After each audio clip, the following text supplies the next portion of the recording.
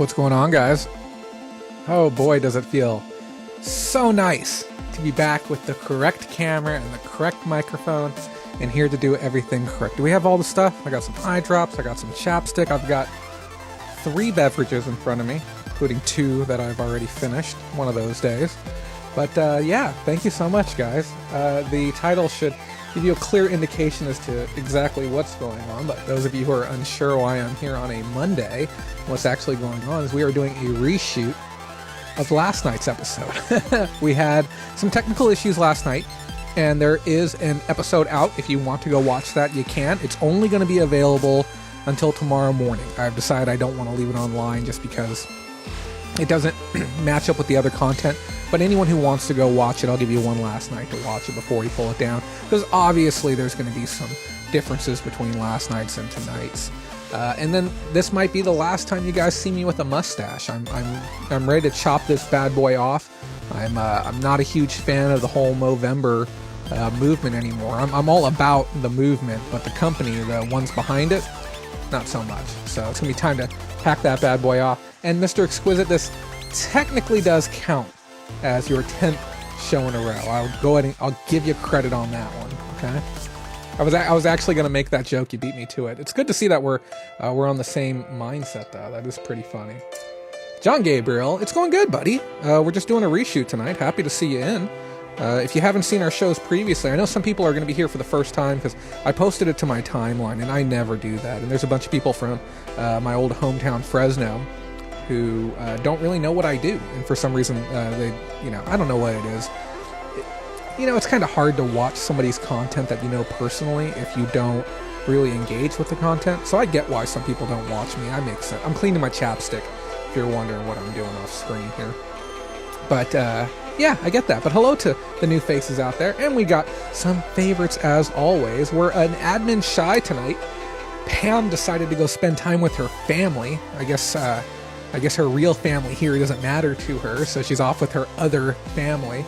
But we do have Richard, Mindy, and Brandy in the house as admins tonight. So as always, thank you for being here and being a part of what we are doing. Who else do we have in the house tonight? We also have, obviously, Mr. Exquisite. Thank you as always for being here, buddy. And spread the good word. Let other people know about us. Lake Tahoe Gem, big thank you to you. Lake Tahoe Gem did 2 things yesterday that are noteworthy. One, she left a super chat. She's the second person to use the sticker function, and they're super darn cute, and I appreciate that. But 2, she left a comment on my video, and the comments really help out the analytics. I'm just going to throw that out there. But the other thing she did, she didn't realize this, but I read her comment, and it really got me thinking. She said, lots of news, thanks for the show. And I read it initially really late at night, and I kind of read it a little bit in the underhanded way. And I know she didn't mean that at all, or he. I'm not sure who this person is exactly. But I know they didn't mean it that way. I know they actually appreciated the show. And I was thinking back, and I'm like, man, there's a lot of people that actually genuinely watch this because this is how they consume their e-commerce news. And, we've had technical issues before that have required a reshoot earlier in the year. I think it was maybe 5 or 6 months ago. And I know I said I was going to come back at some point between then and the end of the year, but I would have felt like I hadn't been doing my job well enough. And we'll expand upon that a bit during the top of the hour. But I just felt, you know what, I've got the time, I've got the ability. The show's already produced. I have all of the notes, I have all of the slides, and we only really covered about half of the stuff yesterday. I just didn't feel like diving deep into stuff. And boy, oh boy, has it been a big news cycle over the last 24 hours. I don't know if you guys have seen everything that's happened. eBay had some big stuff happen with them selling off StubHub, which is something that I hadn't really expected. So at least not this year. I would have thought for sure it would have been play for next year. Did anyone check eBay stock prices today? Because I heard as it happened, they went up 1%, but I'm really curious now. eBay stock price.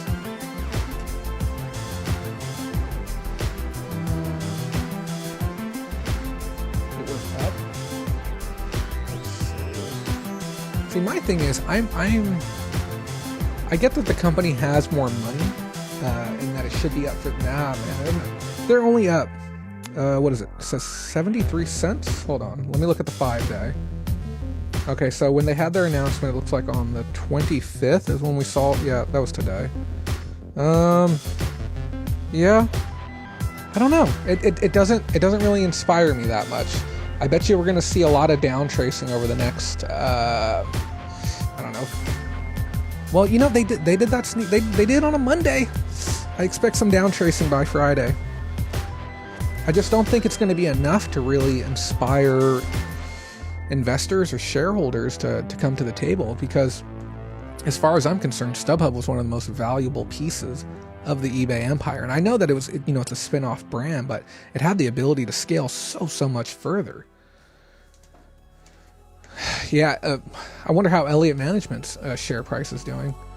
Some European company, the Vivago, I think, or something to that effect. Mindy's asking who bought them, and basically they're a European ticket company, and now they're going to be controlling the market in something like 70 countries, which is amazing. We got Betty A. Hi, I stopped in last night but didn't stay long. I didn't know about the reshoot, but was surprised to see it in my stream. Fairly new listener. Yeah, I actually didn't commit to doing a reshoot until an hour and 45 minutes ago. I was laying in bed and I was feeling really crummy about last night's show. And don't get me wrong, I had a great time doing it and I enjoyed it, but I just didn't feel like it set well with me. I knew the content isn't where it needed to be, and I was explaining to my girlfriend earlier today. I told her, the reason why it's so important that we get it corrected is because there's a handful of people, and we're going to talk about them here shortly, our patrons, who pay for this. They're paying for this content to be created, and it's maybe 1%, maybe 2% of the people who watch this pays so that the other 98% of the people can have it. And for them, they're the main reason I'm reshooting this. I want to make sure that they're getting exactly what they're paying for, because we don't short anyone here. We make sure if you do a deal with me, you're going to get exactly what I promised you. Money from Mars, happy to see you again. Money from Mars, you've been a long time viewer of the show, and I don't know if we've ever connected outside of here, but I appreciate you being here. Highly relevant commenter. Maybe eBay will buy Goodwill and we can pay them coming in. Yep. I really wish I could make some off-color jokes right now, but unfortunately we can't do that here. 9 minutes till top of the hour. And we may have to come back with more news while I'm gone. There's just so much stuff going on right now.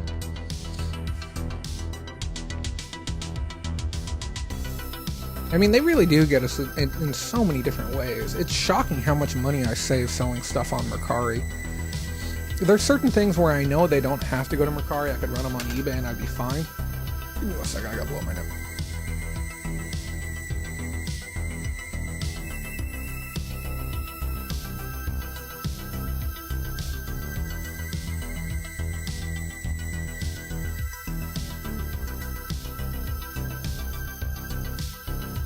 Hate having a mustache. It's not for me. Yeah, I heard about Amazon giving Goodwill a bunch of money. I don't know. I have no clue what's going on with a lot of this stuff. We got a lot of investigative journalism stuff that we have to do, and I really hope that this December I'll have an opportunity to show all of you, everyone who's watching, why our channel is going to be different. We are simply not going to just report the news that we find on the interwebs and make it a little bit digestible, but we're actually going to be making news. We're going to be making the phone calls and talking with sellers and talking with brands. We were in touch with Mercari the other day, and we got in touch with Sendle today because there was a lot of confusion as far as the compatibility with the US markets and how their Friday offer was going to work. So I immediately got on the line and got in touch with Sendle to try and get a little bit more information. So we're doing everything we can do to try and actually create real meaningful news rather than just regurgitate headlines. Maui Delights, first time seeing you here. Thank you so much for dropping on in. Let's see who we got here. Every time I see first timers in the pre-roll, I go snoop their channel. I'm curious who they are. I see you like crafts.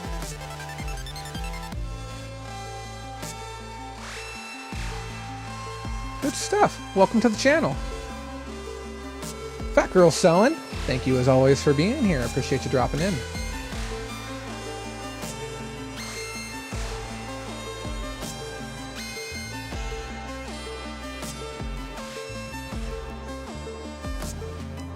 Also, I want to say this. If you have any suggestions, or if you get any scoops or anything that you feel needs somebody to do a deep dive and get a little bit of research and figure out what's happening with a certain story, don't be afraid to reach out to me. I have people message me stories all the time, and we do our best to cover every single one of them that comes our way, because if you message me, it's important to you.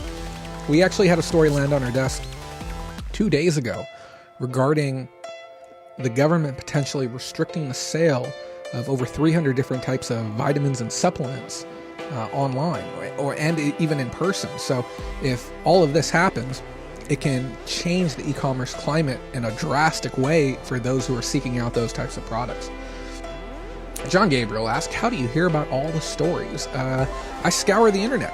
I go through Google, I go through Wall Street Journal, eSeller Cafe, e-commerce bites. There's probably about 15 to 20 different news outlets that we look to, and then we also just review a lot of the changes that come to the market. So whenever there's new terms of service changes, policy announcements from different sites, we look at all of those and we read every one of them when they come. And half of what we do is taking really annoying stuff to deal with.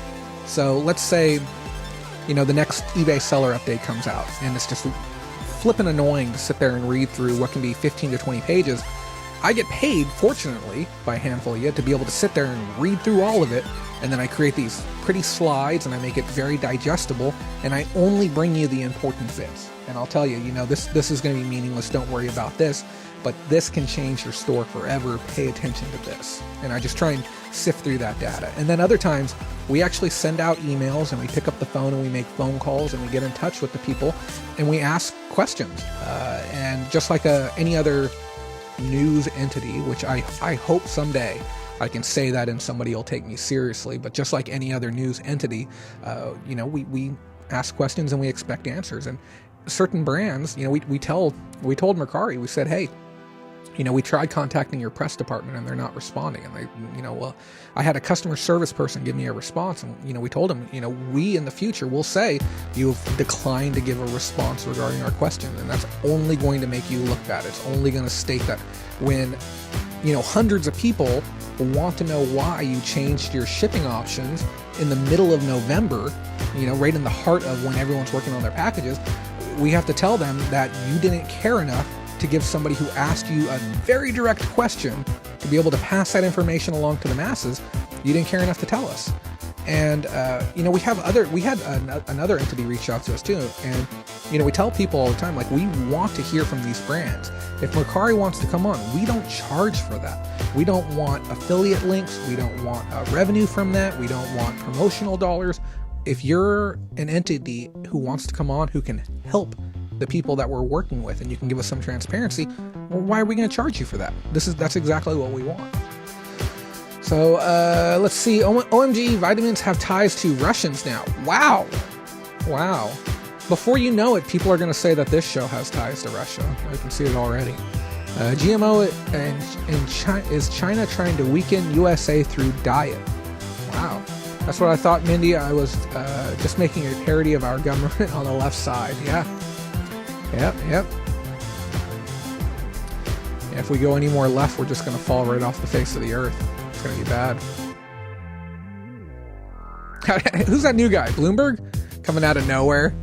Gosh. Bloomberg came out of nowhere, and mark my words, okay? Within 2 weeks, he's going to be beating like 80% or 90% of the Dems in the polls. It's going to happen, okay? He's going to be like number 2 in the poll. It's going to be Biden, and then it's going to be Bloomberg, and then it's going to be, what's her name, Warren. It's going to be 1, 2, 3, and then they're going to show the two of them. It's neck and neck between Biden and Bloomberg. That's what they're going to be advertising. It's going to happen. And we all know too, like if you go look at the statistics, okay, it's a load of lies. Don't believe the mainstream media, guys, okay? Here's the thing, Adam. Here's the thing. It is a 100% impossible for him to come out of nowhere. I was watching, what was it? It wasn't Fox News. What's the one that's like really falling over? I was watching one of them, and they had the audacity to post up a poll, okay? And they're showing like 40% for Biden, 36% for Warren, and they got Buttigieg and they got Yang down at like 2 and 3%, which, okay, if there's any chance for a grassroots movement from some underdog candidates, Buttigieg and Yang, okay? And I want to be clear, okay? I am a center conservative, but I can watch all the DNC stuff and I pay attention to all of it. Those two are doing better than 2 and 3%, okay? Plain and simple. But the poll that they put out was 300 people were called and asked this question. How dare you put out a poll with only 300 participants and argue that that is the voice of America when the poll has like, it had like 10 options on it because there's so many different people running for the DNC vote right now. I don't know how you can put that out. How in good faith can you put out a poll like that? God. They're out of chicken sandwiches again? Holy cow. Yeah, John, 300 is an absolute clown fest. I couldn't believe it. But mark my word, 1 to 2 weeks, Bloomberg is going to be tied in the polls with Biden. It's going to happen. Guys, 35 seconds. Let's get stretched out. Let's get a good session going today. I went to the gym. I am sore. I was there for over 2 hours today. 300 participants is a perfectly fine sample size if you're taking a survey on a college campus and you want that one specific university's feelings on something. 300 participants is not an accurate poll when you're surveying all of America. It's foolish. Absolutely foolish. Guys, who's ready to do this? Ready for a heck of a show? We got 24 of you watching, and every single one of you out there, I want to tell you, thank you. I understand how difficult it can be to come here and show up on a Monday and get a little bit educated, but Mindy said we have to rock it, so I guess we don't have a choice in the matter. Let's do this.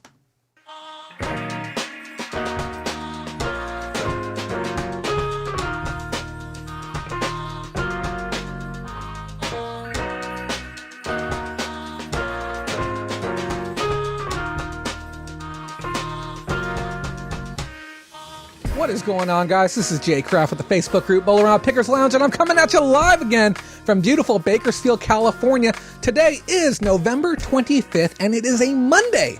And I am here, and you are here. And why? Because tonight is the reshoot of the Reseller Roundup that we had last night. We had some technical issues, but we'll get to those here in a second. Tonight's show, we're going to be talking about major changes that happened to Mercari regarding their shipping, as well as a statement that they provided us, even though it's somewhat lackluster.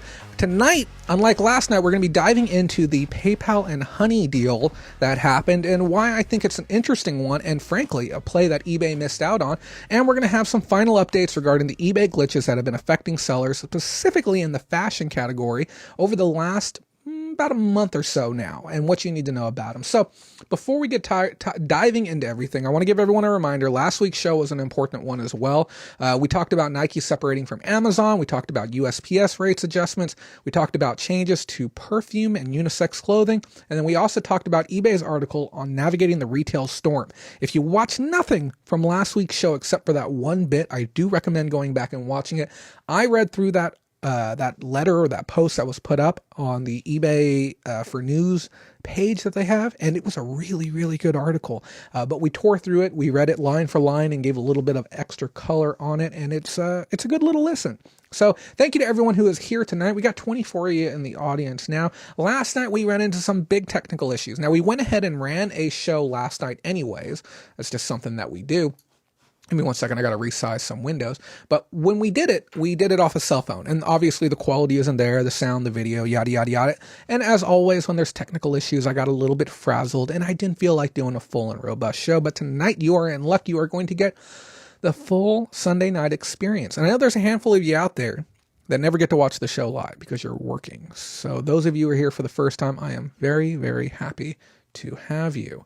But last night we talked, I got my notes here for a reason. I want to give a thank you to our admins. We have 3 of them here in the house tonight. We got Mindy, we've got Brandy, and we have Richard. So thank you to all of you for adminning tonight. And I want to give a big thank you to Tamara, who is our newest patron. Due to her support, we're able to make this episode ad-free tonight. And we'll be giving some details later as to how you can support this show as well. So last night we did a little story time and I talked about Yu-Gi-Oh cards and frankly, it wasn't that exciting. But you know what? I was driving around today and I was thinking about what I do for a living, okay, and the type of work that I do. And I find myself chuckling sometimes.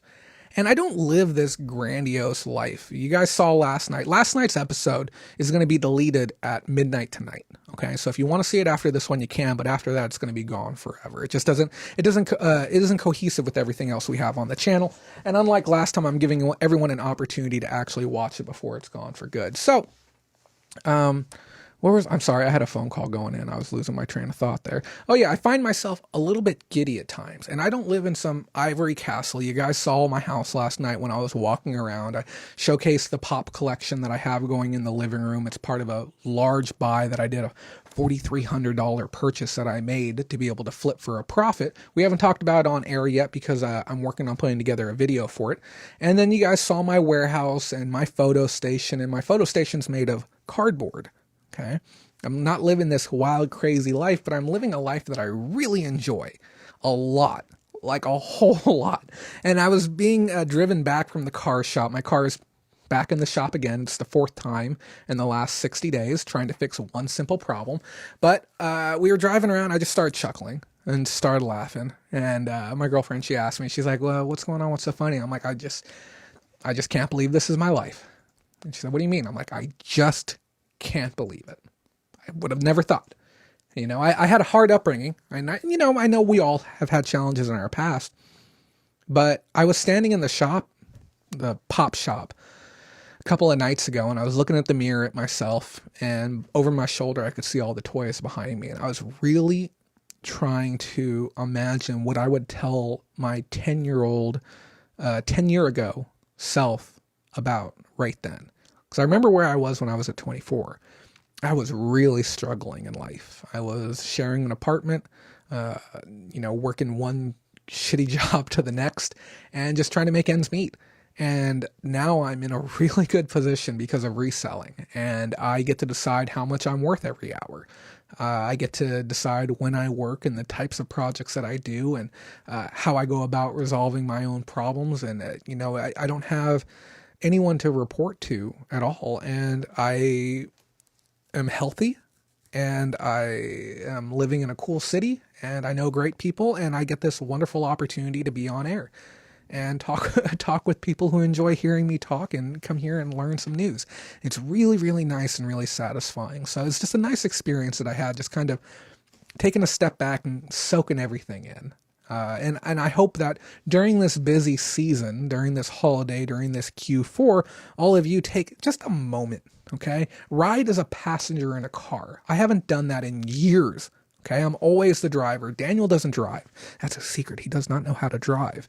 So I do all of the driving, and I have been for years and years on end. And sitting in the passenger seat is like a treat to me. I feel like I'm on a flippin' field trip. And just being able to slow down, look at things as I go by them, and just soak in what it means to be me in 2019.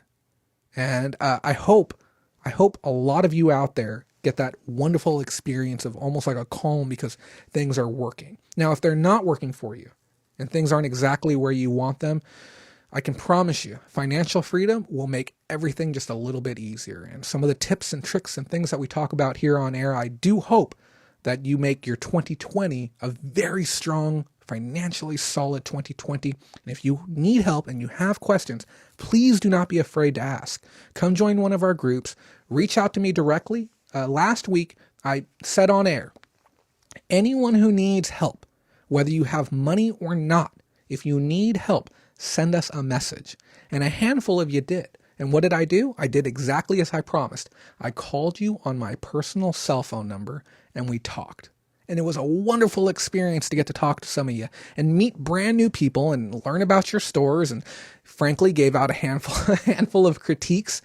And a lot of the things that I said were responded to with a very, very similar thing. So many people told me, they said, yeah, I know I should be doing that. Or, yeah, you're right. That's something that should be happening. And it reminds me that sometimes the best advice we get in life is the things that we already know. Sometimes we need to hear them back again.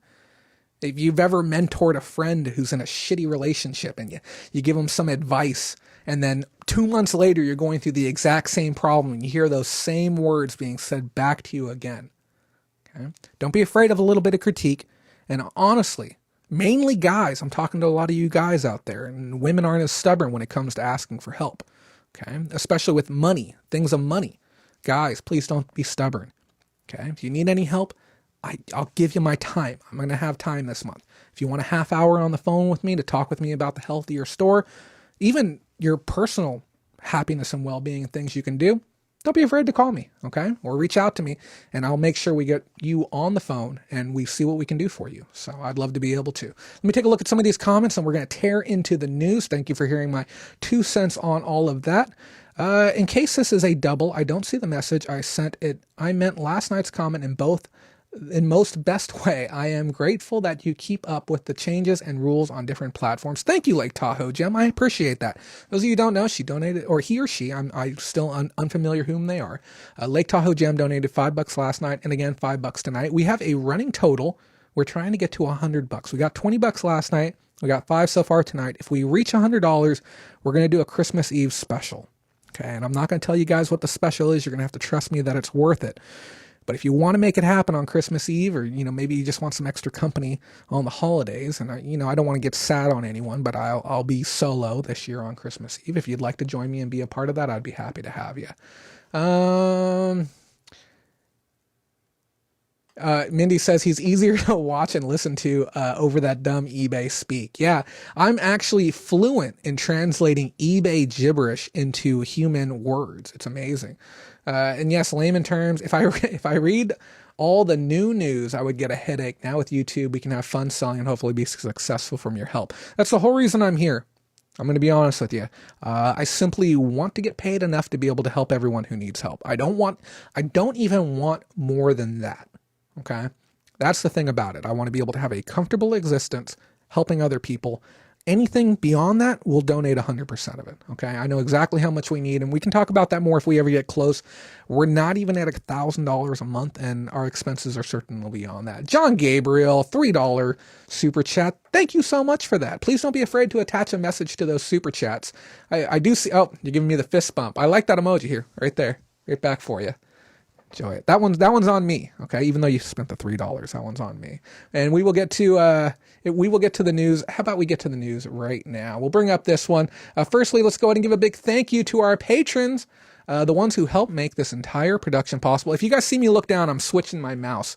And we actually showed you what this side looks like, the other side of the camera last night. So if you're curious, you may want to go check that out. Let me make my screen a little bit bigger. We're going to give a big thank you to Zaida, Pam, Matthew, Ashley, Anna and Joe, Lee James, Brandy, and Rob, as well as all of the other patrons who help make this show possible. Without your funding, we simply wouldn't be here. As sad as that might sound, it takes a lot of work to do this. If you'd like to help support the show and what we do and receive some amazing perks in return, please visit patreon.com/Bolorama and learn how you can do your part for as little as $1 per episode. Thank you so much to all of you again. Let's start off some of our news talking about Mercari. Now, last night, obviously, we covered a handful of the stuff that we're going to cover tonight, but when I'm in better spirits, I certainly feel more okay about elaborating on some stuff and kind of digging a little bit deeper into exactly what we're doing. Don't mind me, I'm moving some screens around, guys. Moving some screens around. So originally that donation total, it asked for $100, but like I said, we got 20 last night, so we lowered it down. Yeah, let me move these panels around. Okay. So if you guys didn't notice, Mercari made some changes on this last update to their shipping options. They raised the prices on a lot of the options. And basically, my understanding of it, because they won't give us the full context, I don't expect everything, but a little bit of transparency. Sounds like I'm talking about eBay again. A little bit of transparency would be a really good thing. I don't think Mercari understands just how much damage they might be doing to their site right now. And before I go into the specifics of this change, I just kind of want to touch base on the surface level stuff we didn't talk about last night. When you make drastic changes to your platform and you do not inform people that these changes are happening, what immediately happens is you start to lose trust in the brand. Having open levels of communication and knowing that things are going to be changing is very, very important.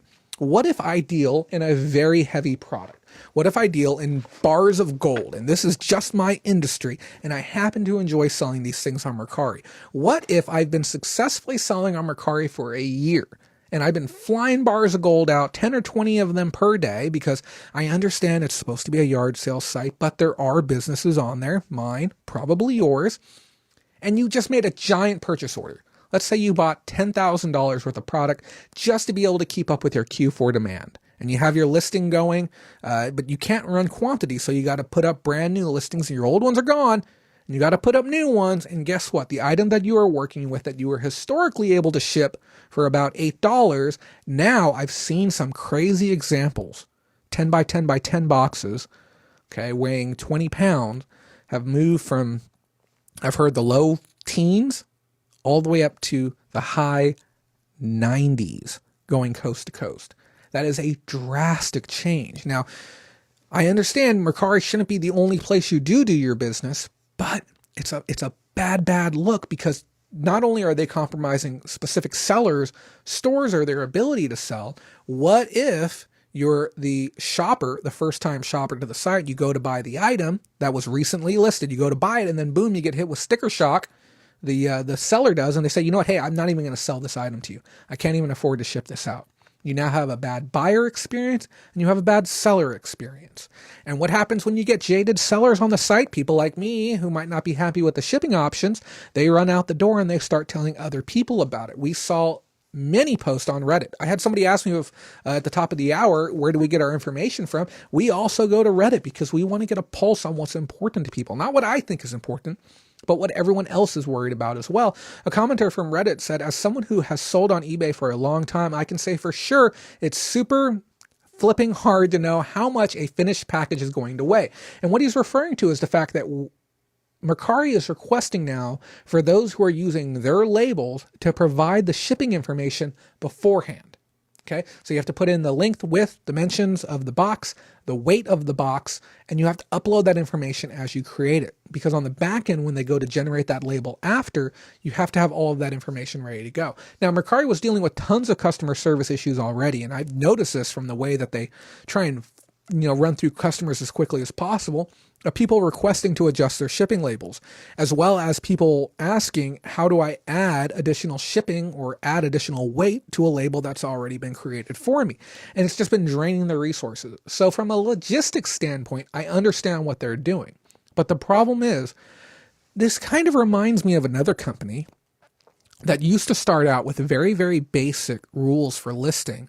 And then over time, they made the process more and more complex to the point where people didn't want to do it. eBay, okay?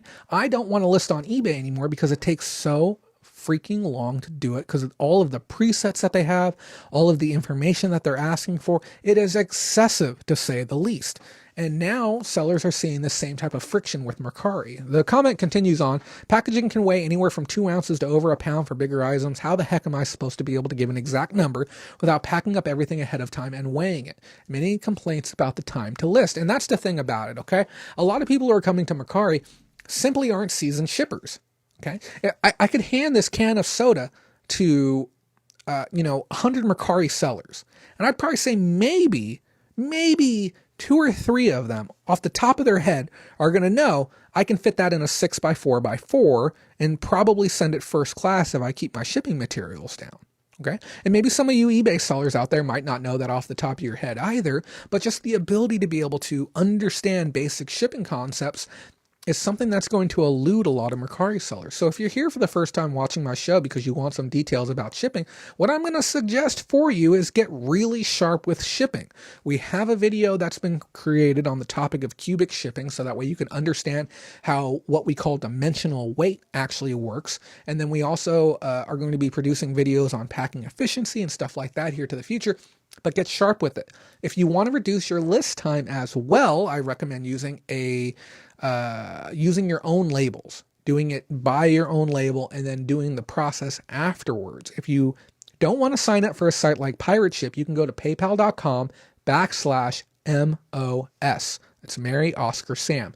PayPal.com/MOS, which stands for multi-order shipping, and it'll pull up a page where you can actually create shipping labels at the consumer pricing plus price. And sometimes that might even be cheaper than what you're getting on eBay if you're not a top rated seller. If you want to do like I do, you can go create a free account over at Pirate Ship. Okay. We used to work with them in the past. We're no longer directly affiliated with them. You can go make an account over there. And there's other alternatives as well. We even started talking with a company called Sendle today. Now, when we talk with companies like Sendle, when I posted it up on our page, our Facebook, we even gave the disclaimer. We are not affiliated with this company. We do not understand, how everything works, but they have a promotion going on this Friday. You can ship 20 or 25 packages this Friday for $1 each. $1. You can ship a package this Friday. And that is up to, I believe, 20 pounds. A 20-pound package for $1. Does anyone out here right now, okay, does anyone want a box of sand delivered to their house? Because I will box up and mail you a 19.9 pound box of sand. I'll even bury a toy inside of there too.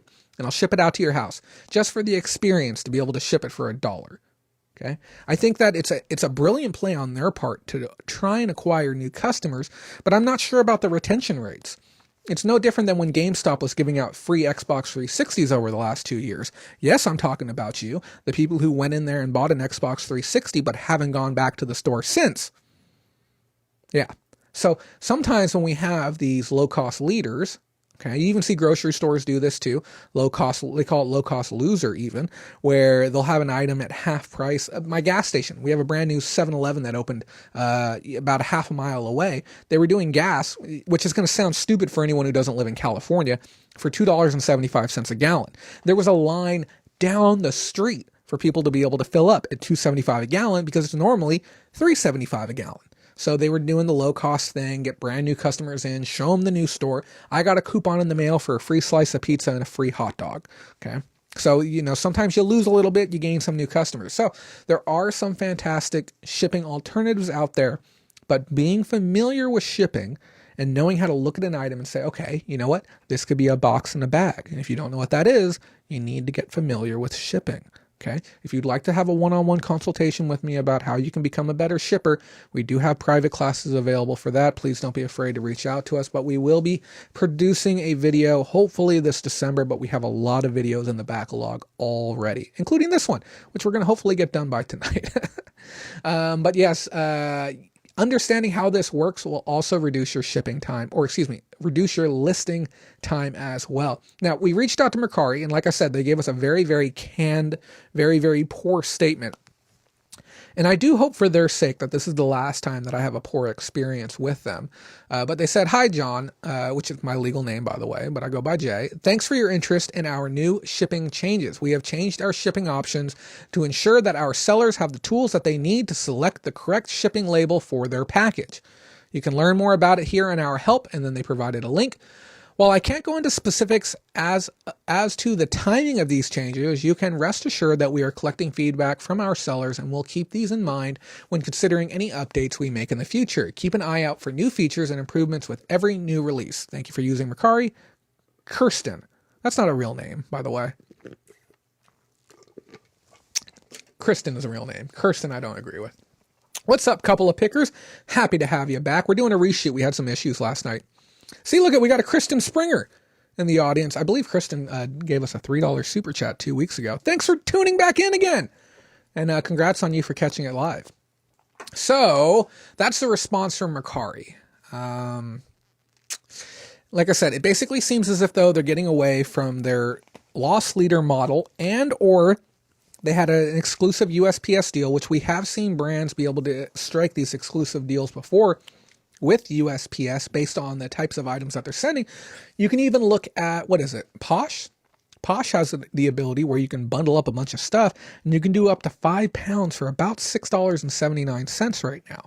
So if Posh is able to pull it off, I can't see a reason why Mercari can't. I mean, there is a possibility that Mercari had a volume deal that had a cap on the amount of volume they could do. And maybe Posh had a bigger pull, was able to do a little bit more volume with them.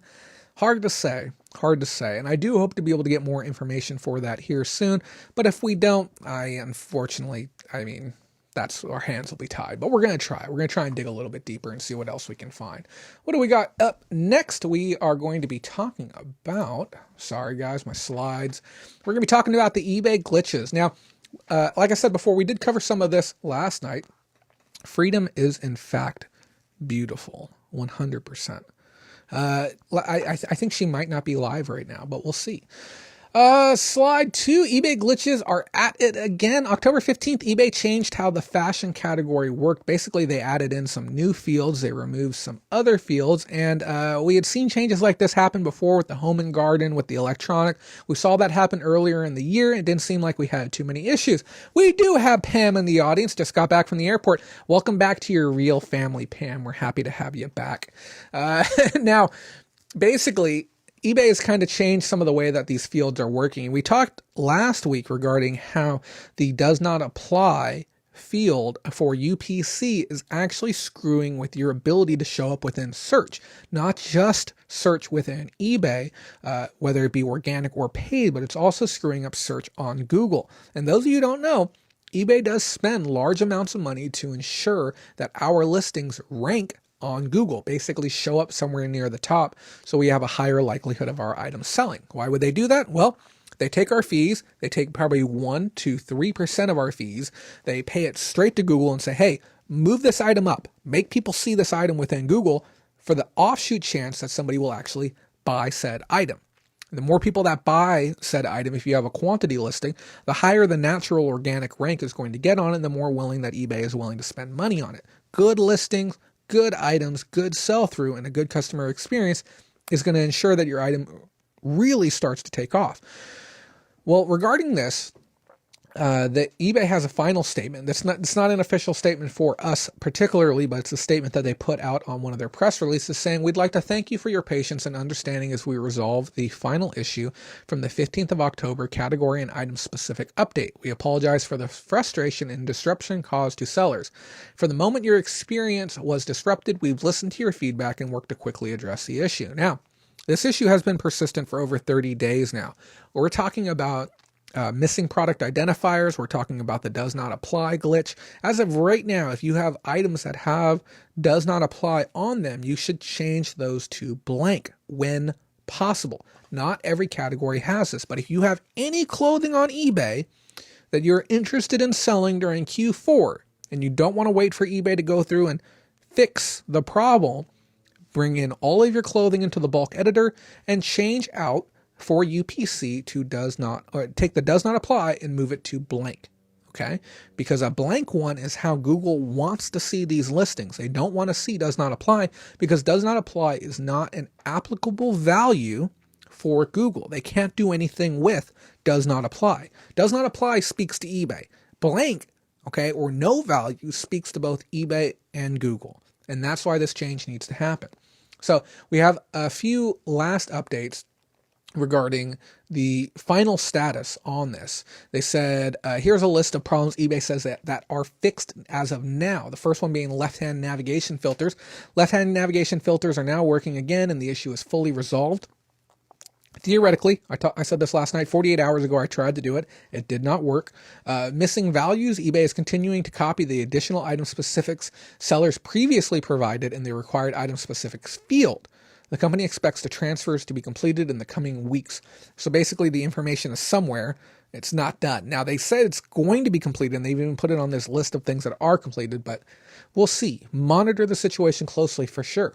Irrelevant item specific values, the consolidation of irrelevant values is in progress and sellers will start seeing only appropriate values in the dropdown. Now, as far as actions for sellers, it says eBay is finalizing the fixes. They are reminding sellers that they should still update listings within toys, fashion, home and garden, collectibles, and media and gift card categories. So they're telling you, go update these things. For existing listings, sellers need to provide required item specifics when revising existing listings. So then the types of things that they are requiring is changing by the listing now. I had some items that I ran yesterday, and it was telling me that I had to add brand and UPC and NPN, but when I went to actually go ahead and post the listing, it was still allowing me to post it. So there's still some type of issue that isn't fully resolved as of yet. Now, eBay says if you want to find the problems within your eBay store, you can use the OptiSeller Aspect Finder tool to be able to locate the issues within your store. Now, that is a third-party tool, but seems to have a lot of first-party love from eBay. And then it's also saying with new listings, make sure you get it correct, guys. Make sure you use the right information in the fields. When you have the UPC, use the UPC. Don't go out of your way to find the UPC. Exquisite says, DVD, VHS is the worst. They want actor and studio as a required part of the listing for some reason. Yeah, I listed up a Beachbody DVD the other day, and it asked for the actor. And I think I just put Humongous as the actor name and just sent it because I didn't care. I don't think that anyone is truly searching that way to try and find the media that they're looking for. If you want a specific movie, you're going to type in the name of the movie. If you're looking for stuff from that actor, sure, go ahead and jam the actor in. But if you want that movie, you're going to find that movie. Yeah, and some of the fields are just so dumb. Yeah, and the production studio. I had to put in Warner Brothers for, oh God, I can't even remember what movie it was, but it was something that I listed the other day, and I had to put that in there. And I just thought to myself, this is so stupid. Okay, who's a Warner Brothers fan out there? Is anyone a huge Warner Brothers fan? Let's see. It's a little confusing. Which is UPC or the MPN? UPC, Richard hit the nail on the head. UPC is the barcode. MPN is the code on the side that is assigned by the maker. Yeah, most people, okay, can't pick out a MPN on a sealed product. Okay, I myself don't think I would get it right every time. I'll find an IMEI or a what's the one? A G10. What's the one for books? I can't remember what it's called, but I'll find those, no problem. But and UPCs as well, but most people will not find MPNs. And the thing is, oh, thank you, ISBN. Most people will not be searching for MPNs. The only time that MPNs should matter is specifically for parts. Okay, maybe you can throw tools in there as well, but it really should only be parts. So auto parts, house parts, whatever you might have. Let's get into some fresh news, stuff that we didn't talk about yesterday. PayPal to acquire Honey for $4 billion. $4 billion. Wow. Why is that such an interesting number? Because that is the exact same amount that StubHub sold for. You know what's really funny is StubHub actually makes a lot more money than Honey does. A ton more money than Honey does. But Honey, in the eyes of PayPal, has more projectable growth than StubHub does. Because PayPal, I can assure you, PayPal had the opportunity to sit down and talk with eBay about buying StubHub. And they simply didn't want it. They felt that Honey was a safer play. Now, Honey, for those of you who don't know, was founded in 2012, and this is a browser extension piece of software, essentially. So when you open up Chrome or you open up Mozilla and you go to a page to buy something, you have an item in your cart, it works on eBay, works on different like Pizza Hut, Barnes and Nobles, you go to all these different retailers to go buy your items. Right before you buy it, Honey will pop up if you have it installed and say, hey, I've got a whole bunch of promo codes and coupon codes. Can I try putting them in to see if I can get you a better price? And you say, oh, yes, I would like that. And the software will sit there. It'll jam in one code after the next, and it'll try every single code that it has in its database until it finds the cheapest one. And it'll say, hey, we found this one. We've saved you, $10. Now, Honey as a company has saved, I think, somewhere in the area of $1 billion for consumers so far. I think I have the number coming up, but it's a large amount of money. If you don't have the Honey extension, we do have an affiliate link somewhere if you want it. But if you don't want to use it, you can just go to honey.com and you can install the extension yourself. If you do want that link, reach out to us after and we'll get it for you. But we're not directly working with them, but we still have the ability. I think we make $5 every time somebody downloads it through our link. So if you want it that way, let us know. The acquisition supports PayPal and Honey's shared mission to simplify shopping experience for consumers, as well as increasing conversion and increasing customer engagement, and essentially making more sales from merchants as well. That's the short story of what's happening. I think Honey is brilliant, frankly. I think the fact that they were able to find a way to allow customers to save money and make money at the same time is pretty smart. The whole idea behind it is simply to accelerate the growth for both companies right now. They want to be able to, and they are simply able to help PayPal make a ton more money, and also for Honey, the brand itself, to become hyper successful as well.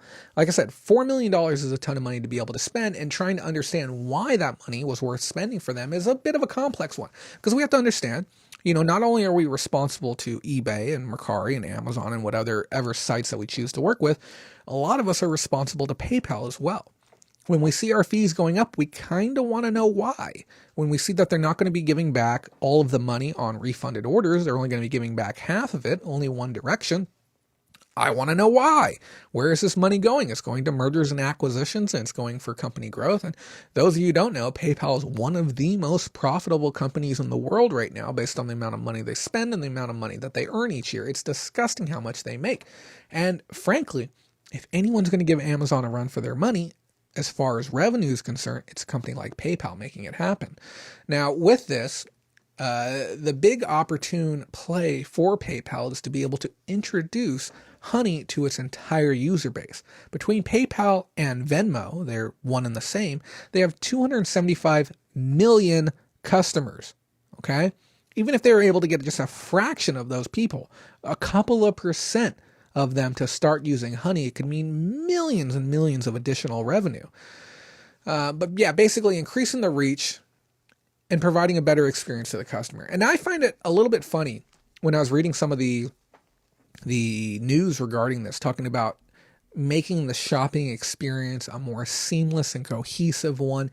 It reminded me of Wenig when he talked about reducing friction, when he talked about improving the customer experience. We're talking about this former CEO of eBay saying, I want to reduce the friction points for consumers. I want to make the buying experience as quick and as easy as possible for those who choose to do business here.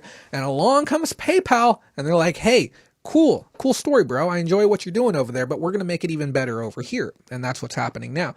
Dan Schulman, the president and CEO of PayPal, we have a quote here from him. Again, not an official one. It says, Honey is amongst the most transformative acquisitions in PayPal's history. It provides a broad portfolio of services. And by services, we're not just talking the discounts. The services also include the fact that they sell hotel rentals as well. And they also have direct lines of access to merchant goods. There's a lot of other little things happening behind the scenes with that little tiny extension bar. Like me, myself, I have the ability to get like a free hotel room just based on the volume that I've done. So they're building these really good loyalty brand deals with other companies. It's huge. It provides a broad portfolio of services to simplify the consumer shopping experience, while at the same time making it more affordable and rewarding. The combination of Honey's complementary consumer products with our platform will significantly enhance our ability to drive engagement and play a more meaningful role in the daily lives of our consumers. Now, when we talk about the number of retailers that Honey is working with, I think some people think it's not as big as it really is. Some of you might think 500 or 1,000 retailers. There's over 30,000 retailers that Honey is working with directly right now. Everything from, little mom and pop operations that want to have a, point of click coupon, all the way up to the big boys, eBay, Amazon, Walmart, and more. On top of that, they have the hotel services. They have the affiliate program, which I just mentioned I'm a part of, which is a huge, huge opportunity for them to be able to tap into a group of existing affiliates. People who have the ability to promote stuff, because as well as I do, we were doing promotions for both Honey as well as PayPal, and they're going to be able to tap into thousands of affiliates to be able to help grow the PayPal model. Because here in America, sure, PayPal is the biggest acceptor of digital currency. PayPal and Venmo, one and the same. They're the largest. They're the big boys here within this space. But that's not true globally. There's a lot of other brands that have higher presence within certain countries, and this type of play could really make PayPal the gold standard, no pun intended, globally if they're able to pull this off correctly, because they're going to get the ability to tap into markets that they simply had no footing in before. On top of that, you have to think about the number of creators that had been doing promotions for them. Video gaming channels, cooking channels, how-to channels, digital creation channels, we're all doing Honey affiliations, and PayPal's going to be able to tap into those people too.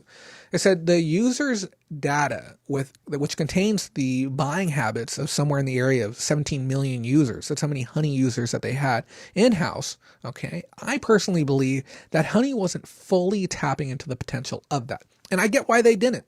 Okay, it's not easy. They already have so many things going on. Trust me, on a day-by-day basis, I wish I could do 100 different things at once. I simply don't have the manpower to pull it off. And I think capitalizing and seeing the true potential of the data, just the data alone that they have on each one of us and our buying habits, is worth so much. And here's the thing.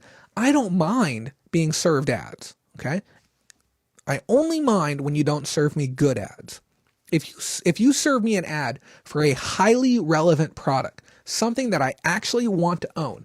Okay, I got served one by Walmart earlier today, and I was looking at it, I'm like, this is just genius.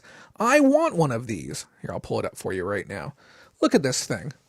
Okay, you know what you do with this? You attach this to your back glass door, and you can create a sunroom out of nowhere, right on your back glass. And it's only, I know it looks a little pricey. It's $1,100, okay? Yeah, is that expensive? Sure. But it comes in a giant box. You can build it yourself. You're one and done. It has 2 doors on it. Has a vent on the top. Brilliant. I totally want one. Why do I want one of these? Because what did I spend last week doing? I spent last week drawing up blueprints so that way I could create an enclosure for my existing gazebo. But I have another option if I want it. Highly relevant ads are completely fine with me. Okay. Garbage ads aren't. So I have no problem with them taking my data and selling it, but I certainly feel like Honey knew the value in their data, because if I came to you and I said, hey, you won't believe this, Honey just sold for $500 million, you'd be like, wow, that's good. That's a lot of money. Even if I said Honey sold for $1 billion, you'd be like, wow, that's really good for a company that has no inventory. Okay. They don't carry any products. They don't personally pack and send anything to any customers. Okay. And it's simply a data tech play. $4 billion. They had to see some value in it. And basically they probably looked at it and said, we can't do anything with it. Now, PayPal sees the value in the data, and PayPal said, we see it differently. We see each consumer's data being worth at least $100 a head. Now, if they view it that way, you're looking at about $1.36 billion in value just in the customer data alone. Yeah. So let me ask, do you think they overpaid? Let me know in the comments whether you're watching this live or watching this later. Do you think $4 billion is the appropriate price to pay for a digital tech company? I also want to know too, another thing that's important to understand is this company, okay, is doing $100 million annually. Okay. Now this is gross. Okay. We don't have numbers regarding positive cash flow. Okay. But as of right now, they're showing 100% year-over-year growth, meaning that they're on track to do $200 million for 2019.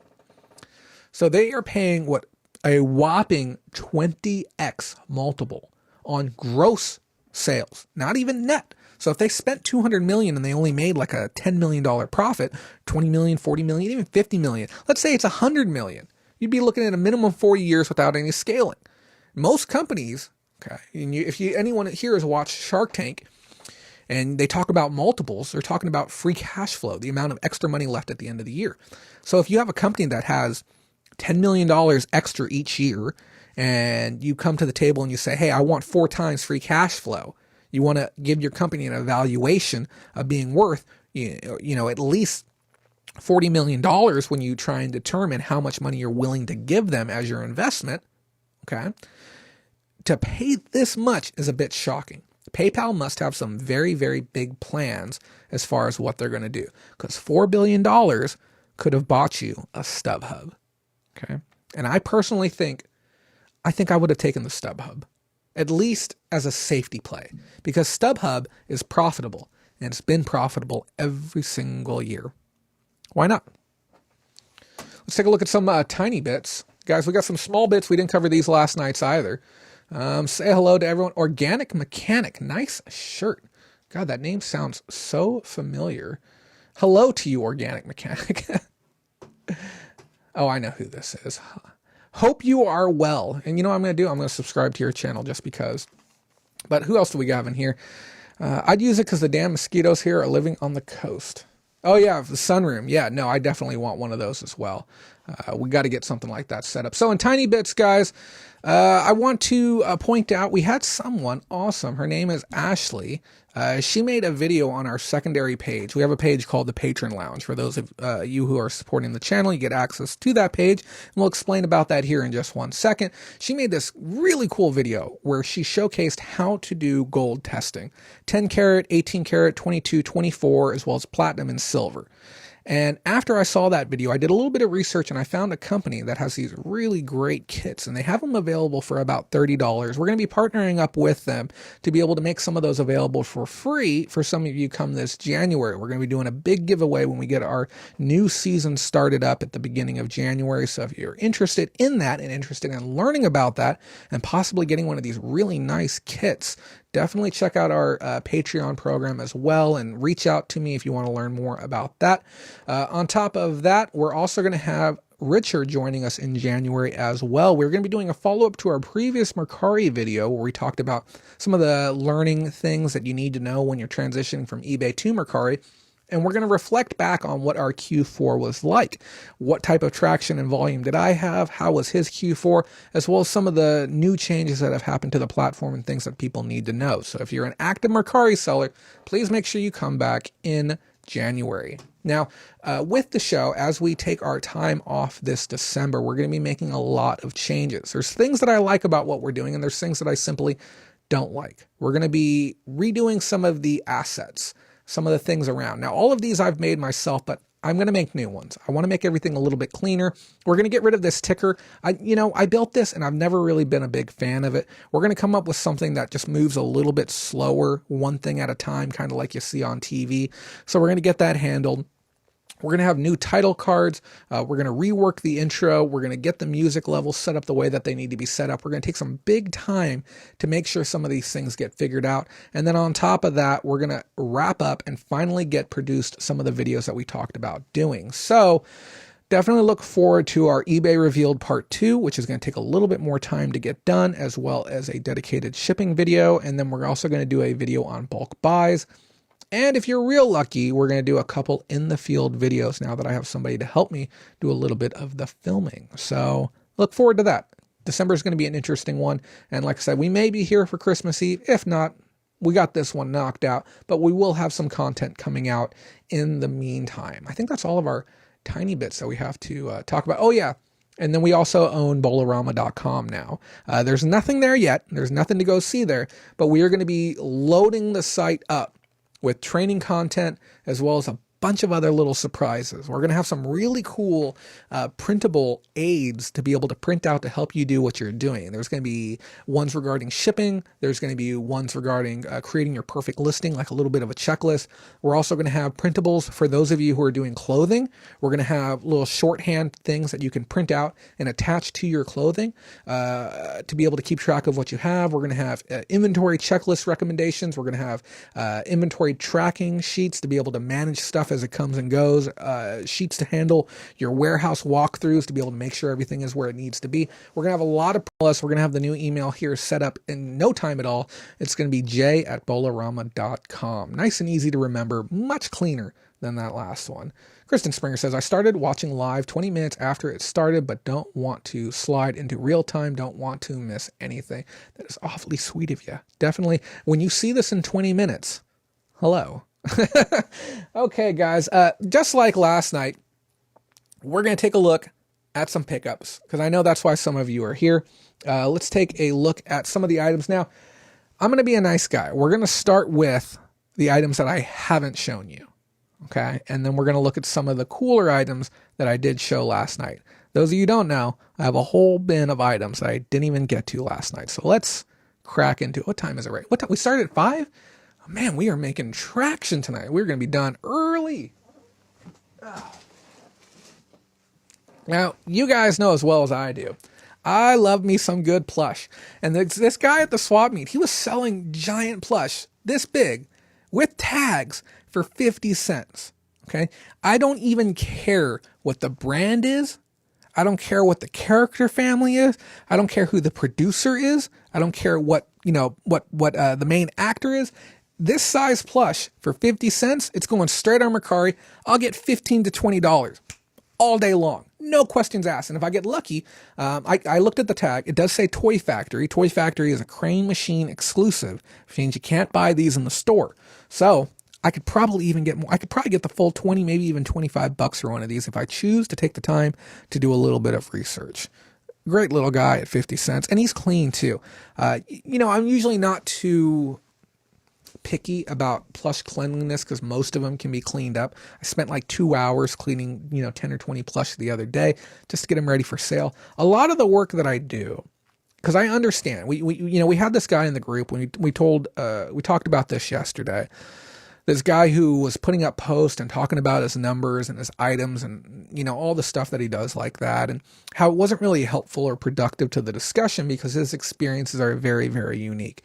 And we even 2 weeks ago, we had a talk and discussion regarding how you perceive information and stuff to that effect. Oh man, where was I going with that? Oh yeah, the amount of revenue that you choose to earn per hour, it's really up to you. And sometimes I will kind of forego that because of the importance of bringing items back to a state where they can be put back into use again. So I'll take something. I have a Game Boy Advance that I'm going to be working on. Okay. And that Game Boy Advance is going to take probably over an hour, maybe even an hour and a half to restore. I'm going to put a new speaker in it, new battery cover, a new screen. I'm going to be cleaning the internals, cleaning the externals. It needs a full workover to be usable. Okay. And once that's done, it can go back into circulation again. Somebody can buy it. Somebody can love it. Somebody can use it. But if that hadn't happened, there's a good chance it could have ended up in a landfill. And one of the big aspects that a lot of people seem to lose sight of with this work is that we are actually saving millions of pounds of goods from ending up in landfills. So next time somebody points at you and tries to give you that dirty scalper, dirty reseller, gives you that nonsense BS about what you do, you remind them that you're saving goods from ending up in a landfill because you're willing, me personally, I'll scrub plush by hand. Even if I'm losing money on it at that point, just to get it back out there one more time so somebody else can enjoy it. If you're in my area and you have an arcade cabinet that needs work, if the arcade cabinet is going to be in a place where children are going to be able to sit down and play with it and enjoy it, I will come work on that machine for free. Okay? No questions asked. I'll be happy to do it for you. Guys, we got 2 super chats in the house. We got Kristen Springer throwing down the $5 super chat. Thank you so much for that, Kristen. I appreciate that. Giving me the little keep it up. I went to the gym today and I worked out hard today. I did a lot of lifting, did some squats, some 70-pound squats. I'll tell you, I'll be feeling those tomorrow, but I put in a good 2.5 hour session and definitely going to keep it up. We're going to go through all these items. You guys have been so nice to me tonight, even though we're doing this reshoot. We're going to go through all the items tonight. And Fat Girl Sewing coming in with the $10 bill. I'm loving it, guys. Thank you so much for the support. I don't think you realize how, I know some of the items we look at and we talk about revenue, we talk about dollars. That guy that we were talking about a second ago even had the nerve to say that I could be buying these things for more money than I'm saying and potentially losing money on every item just so that I can show them on air. Yet he's paying $20 to $40 for his jackets. I don't know about that. So Fat Girl Sewing, $10, that does help a lot. It's really going to help us. We have a few more gear things that we need, and I think we're going to be set. It's going to help out a ton. So thank you so much for that. I really appreciate it. And Richard, we got some comments in here. Richard says, I personally saved about $1,000 or 1,000 pounds worth of goods. Yep. It's very, very important. And I also talked with Jeannie She was on air with us at eBay Open, and I reached out to her again. She works with a foundation, I believe it's called Glass Slippers, that helps young women who it's basically like a mentorship. Keep them out of trouble, give them an opportunity. Maybe they're not getting that structure or that support that they need within the house. And I reached out to her and I asked again. I said, hey, is there any way we can set up a reseller program for these young women? Because sometimes I have great items that fit that, $15 or $20 bill that I might not have the time to list, but I would love to be able to throw a whole bunch of them in a box and then mail them and give these young girls items to be able to list, so that way they can, get down the art of being able to take the photographs, handle customer service, pack up items, ship them out, follow up service if needed, and frankly get really valuable skills that they can take with them, whether they choose to be resellers or not in the future. I think that training up that next generation of resellers is very, very important. It's part of what I'm doing right now, is trying to make an impact for that next generation as well. But let's see. 5 isn't much, but it's showing of support. Appreciate it. Real time now, Mindy. I came from the past. Woo! We got a ghost here on our hands. But Kristen, definitely reach out to either me or Mindy or someone after the show. We'd love to give you an opportunity to check out our group chat. Same thing goes with you, Fat Girl Sewing. We'd love to jump you in there so you can check it out. You guys have been constant supporters of the show, and we'd love to be able to help you out. Weird flex, but okay, 100%. On that weird flex.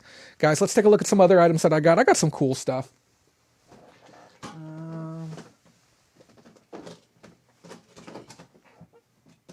I did get a disgusting amount of plush. I'm going to be completely honest with you guys. I got this one for Susan. Anytime you can get one of these for $0.25, you can easily build a lot of those and flip them out for about $20. I've had one of these before. We've shown them on air. These go for about $20. This is a game called Set, and they have a card game version of it. That's the one that most people know. It's a visual game where you're trying to build sets using colors and symbols, a hybrid type thing. You get about $20, $25 for this one. It's a little bit harder to find than some of your traditional handhelds, probably because it's by the New York Times, so they didn't crank out an absolute ton of them. Then I found this one. This, again, is from the same guy. This is a little bit more of a modern design comparative to the older minis that you've seen before.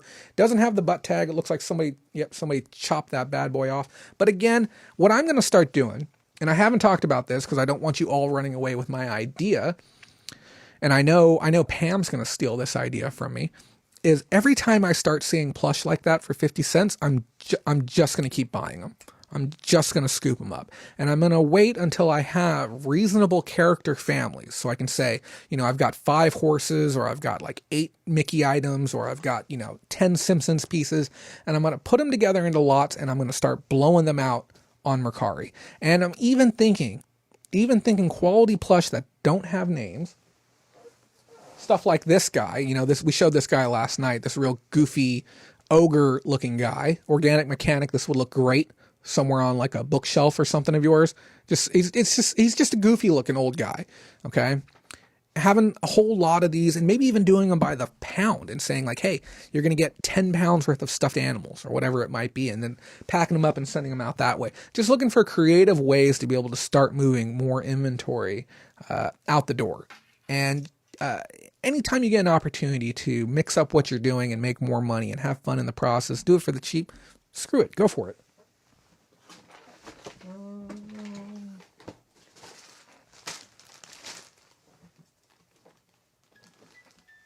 I'm going to show you a handful more of the pieces that I got from that same guy. This is a Simpsons one. This is their dog. I can't remember. What's their name? What is the dog's name from The Simpsons? Santa's Little Helper. There we go. Cute doggo. I don't know what it's worth. Again, I got it for so cheap. TY, again, super cheap. It has the older design on the tag. And I know some of these older style logos can be worth a few bucks. I paid $0.25 for this one, so I can't complain. This was another one. This is a more expensive brand. This is Lindsay. It's a handmade plush and has a music box on the inside. I'm not exactly sure off the top of my head what that one's going for, but again, I paid $0.25 for it.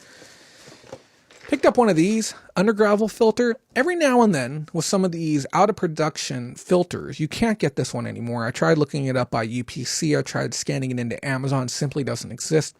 somebody who has this very specific filter built for their tank, they would probably be willing to pay anywhere between $30 to $40 to be able to get a replacement one of these.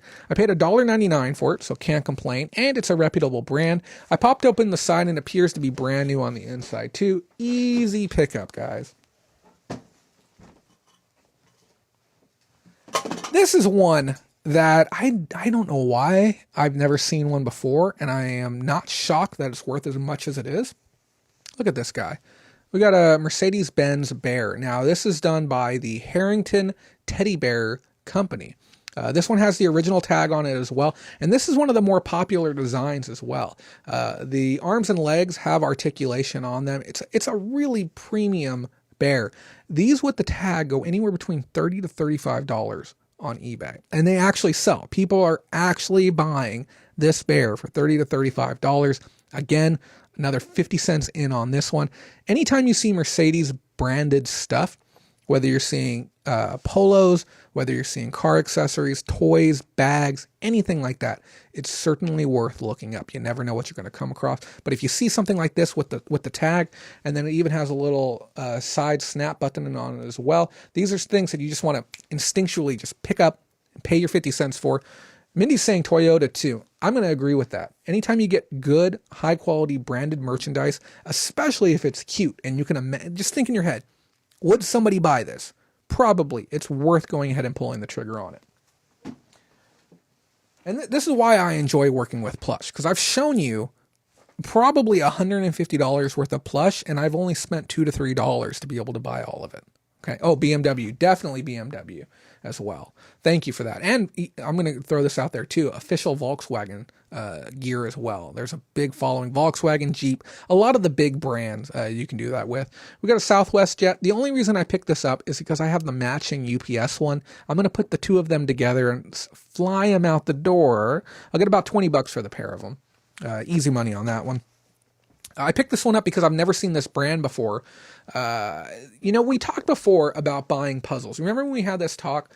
We talked about how to tell a quality puzzle from a garbage puzzle. And if you're in an area where you have virtually no reception and you're seeing a whole bunch of stuffed animals and you don't know what you want to do on them, if you see really quality, we call these butt tags. If you see really quality butt tags and the item has the right feel, it's a quality fabric and it's unique in some way. Maybe it's an animal or creature you've never seen before, or maybe you don't care about spending 50 cents because at the end of the day you can donate it out. Just go in and buy the darn thing. I've never seen Douglas brand before, and like I said, this guy allowed me to fill a whole box for $5, a big one too. So I just tossed this bad boy in there. I just took it as an opportunity to learn more about a brand, and he was the kind of guy that was giving me such incredible deals on brand new toys. I didn't feel the need to stop and look things up on eBay. That could have only made things worse if I did that. Okay? Because we had a great rapport going. He didn't necessarily perceive me as a reseller. He was eager to sell. I was eager to buy. No need to screw with a good thing. Yes, filters of any kind go very fast for me. 100% agree.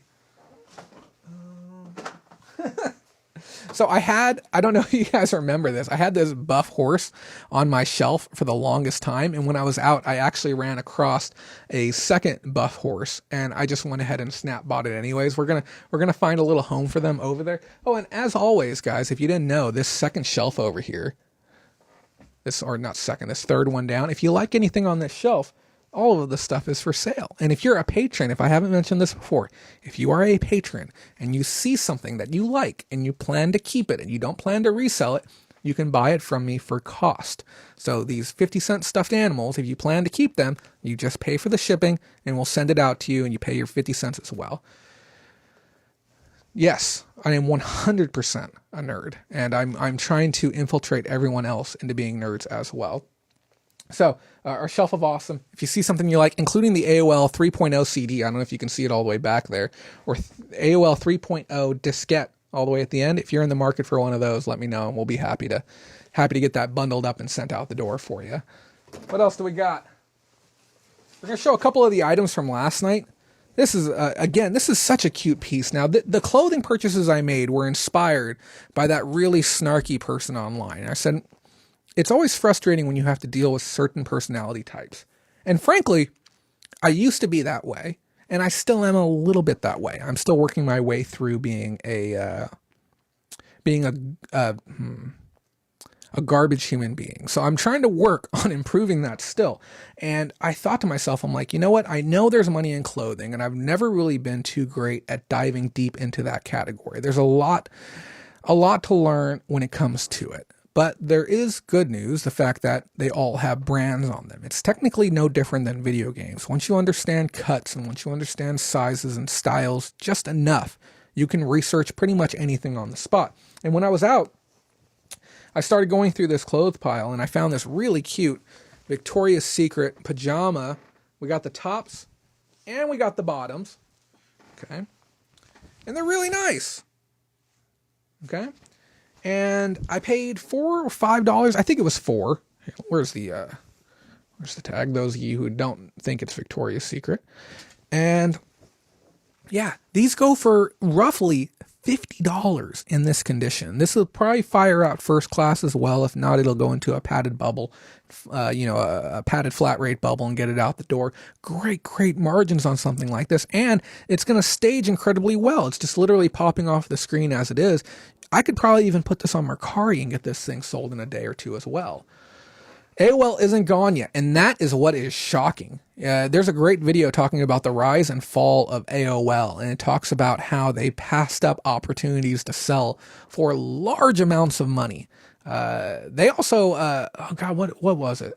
There was a couple of big blunders that they made, but it's definitely worth going back and watching.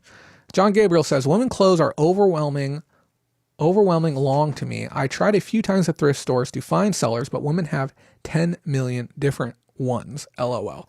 Yes, I will agree with you. I will not go down the aisle of women's clothes and just start looking up everything. The same rules apply with a lot of other categories. Is it unique looking? Does it look or feel like a quality piece? Is the brand at least worth looking up? Okay, so if I see something that I'm not familiar with, just grossly unfamiliar with, but it looks interesting, we call it the picker's eye as well, I'll stop and I'll look up just the brand. I won't look up anything else. I want to get an idea of what does the cheap stuff sell for, what does the expensive stuff sell for, okay? And once you have that type of information, you can then determine, okay, is this worth going further?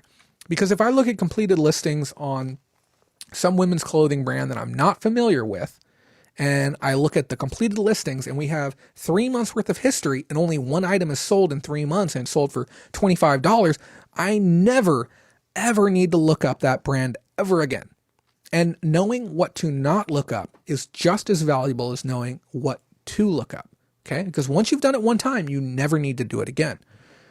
Kristen says that Victoria's Secret will go fast. I 100% agree with you. She said, just turned 39. It's great and concerning, LOL, but wonderful. Oh, man. What else do we got? Oh, I also got this. We're probably going to, I feel like a jackass just showing this. Probably going to put this on the back shelf. I just thought it would be funny to have that back there. So we're going to get that set up here a little bit later. And then I have this, I don't know why I got this. This was thrown in as well. This is a Moose brand. I think this was just another learning opportunity. It's a little crab on a string. And it's just super cute. And it's got the little bean filling on the inside. I don't know the Moose brand, so I thought for $0.25 it'd be a great chance to learn it. And then I picked up a very, very interesting squishy. It's actually a Super Mario brand. Isn't that satisfying? Yeah. So I've never seen a Nintendo branded squishy before, so I went ahead and snap bought this for $0.25.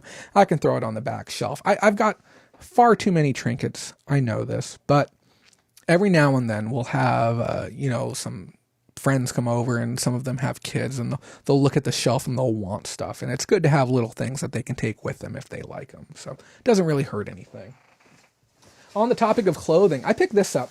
I made an effort. I'm not going to lie. I made an effort to look at more jackets. I made an effort to look at more jeans. I picked up a pair of 7 jeans that went to the girlie already. I paid $2 for them. They were super dark blue, great condition, probably $30, $40 jeans for $2. You can't beat that. But this is a nice jacket. Somebody had looked this up last night, and thank you to the person who did. This is a DC jacket, and I believe it has down feathers on the inside of it. It's a really good quality. This is a Exotech 10,000 series. Okay, and it appears to have outer shell is polyester, insulation is polyester, poly, the whole way down. So it has a polyester fill, but it's a very, very good weight on this jacket. You know, I haven't even gone through the pockets. I don't know why, but there's some people, it seems like they go strictly to the thrift store to go through pockets on stuff, and they're always finding money. I don't know what it is, but this thing must have at least 100 pockets on it. I don't know. I paid $4 for that jacket. I'll get $50 on the back end. Again, I don't deal much with clothing, but I do see the value. I do want to get into it just a little bit. Pam says, I found $8,000 in a suit jacket in a thrift store. That would be a little bit wild if that actually happened. I don't know how much I believe that. Does anyone believe Pam that she found $8,000 in a suit jacket? Because that is a bit aggressive. Moose does Fortnite figures. I know that. Cool. Nice. What do we got left? We got some more of the items from last night. We got these pocket CDRs. These are great pickup. Brand new, sealed. I paid $5 is what I paid for this. This goes for $45 on Amazon all day long. And then you could also run this to eBay and probably get pretty good bucks over there as well if you don't want to pay your FBA cost. Pam says, I swear to God, I was the general manager and my father owned the 17,000 square foot thrift store. So let me ask, what did you do with the money? That's what I want to know. And Betty A says, I'd be afraid it's drug money. I would be afraid that I would not talk to anyone who worked at that place ever again. And I would walk right out that door. John Gabriel says it could be drug money and I'd still spend it all day. Yeah, 100%. Kristen isn't live again. Okay, guys, we have this one too. This California Adventure one. Pam was so nice, or not Pam, excuse me. Mindy was so nice to message me after the show and told me that this really cute little Mickey Duffy California Adventure, I kind of want to go there now, is worth $20 to $25. That would be great too if I raised enough money to just go to Disneyland for a little bit, if anyone's feeling hyper generous. But great piece. Again, 50 cents was paid on that one. Picked up a copy of OS X for Mac. It's essentially the operating system equivalent to Windows, but for us Mac users, us fancy pants over here. $20 bill I'll get out of this. I paid, I think $1 is what I paid for it, maybe even less. We picked up an Apple TV as well. $3 or $4 in, I'll get $30 out on the back end. We picked up this roll-in device, this MIDI device. Somebody said last night, he said roll-in is a snap buy. When you see roll-in, you just got to get it. I paid $4 to $5 for this piece as well. Looking to get 40 to 60 on the back end. As of right now, none available on eBay, but 5 have sold within the last 3 months, which means there is a swarm of people looking for this device. I might even go crazy. You know what? I'm going to tell you right now. I'm going to list this for $100. $99.99. Someone's going to buy it. Or at least I'll take an offer at $80, but this will go out the door as well. We talked about this incredible score too. This is a ultrasound detector. Now the cheapest one, I don't know if anyone went and checked Terapeak, but the cheapest one for this one was on eBay right now is $340. And I generally don't get massive scores like this. They just don't land in my lap. I paid $4 for this bad boy. I wish I could talk more on it, but I'm going to be honest. There's nothing I can tell you about this.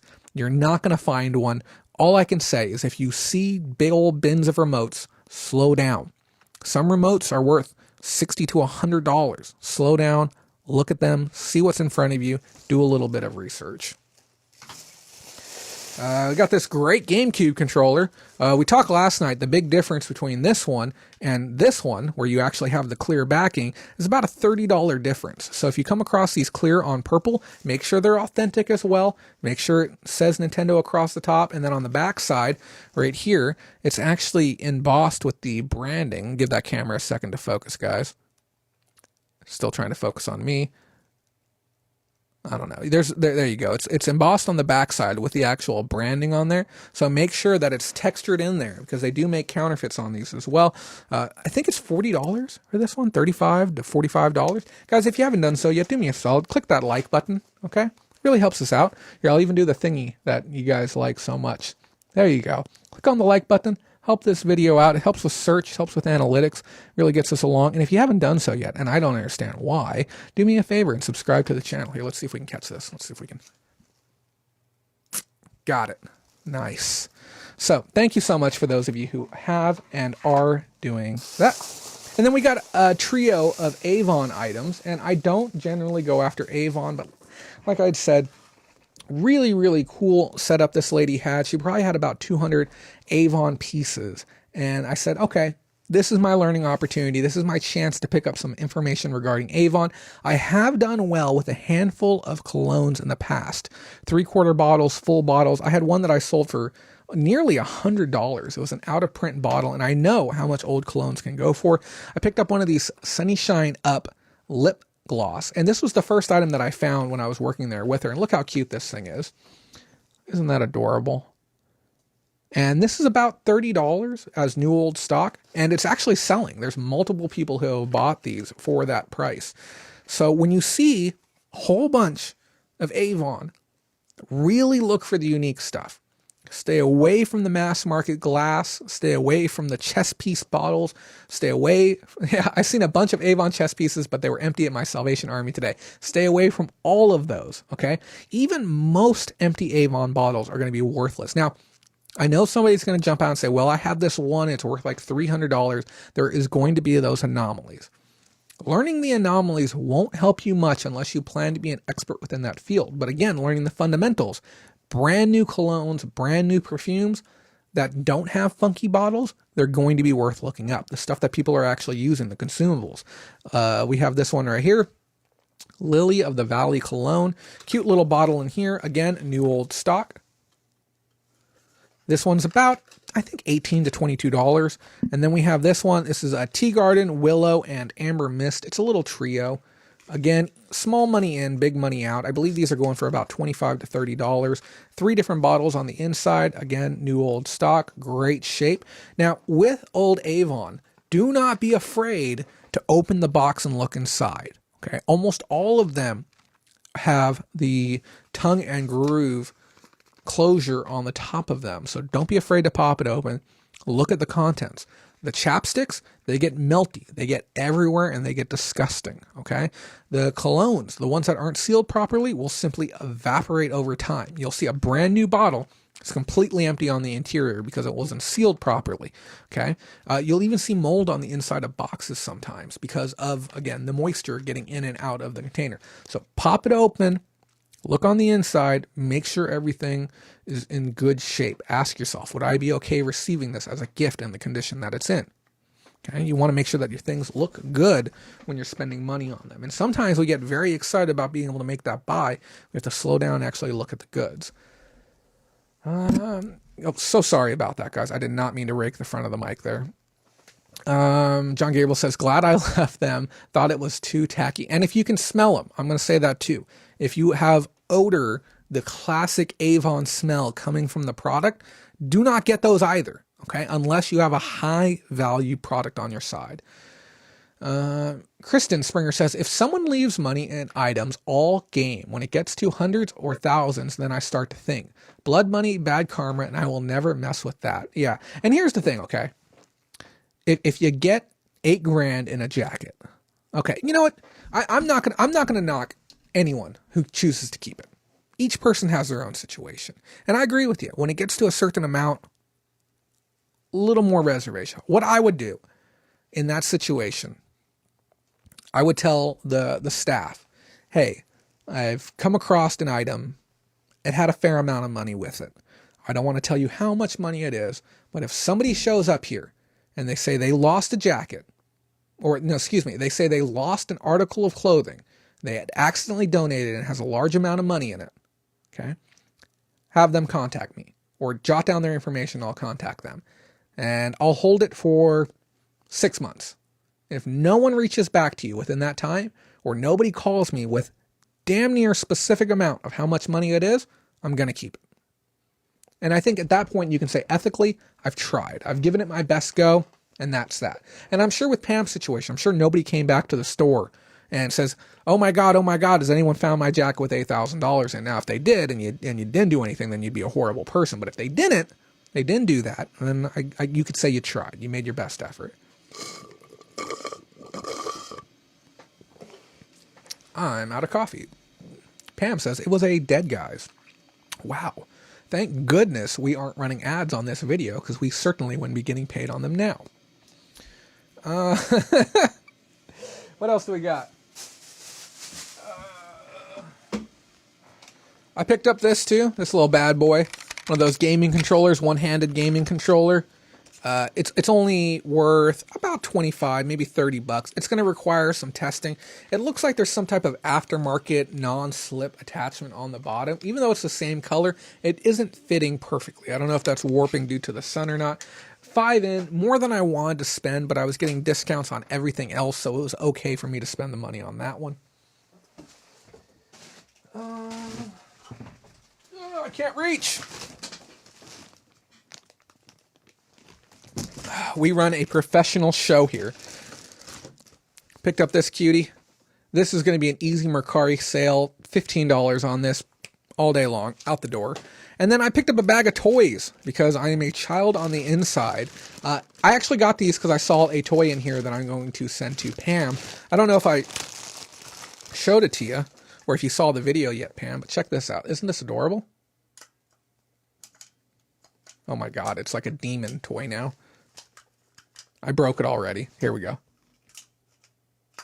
Nope. Okay, that one doesn't work. Let's try the other one. There's 2 in the bag, guys. Okay.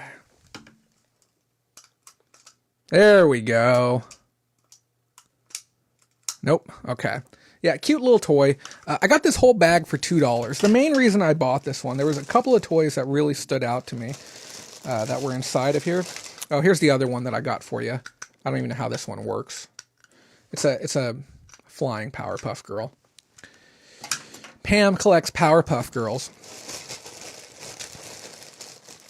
But this is the one that stood out to me. I just realized it has a little bit of damage. It's a really heavy Zoom keychain. Cheshire Cat. And I think it's like a $10 bill. I don't know. But again, little trinkets.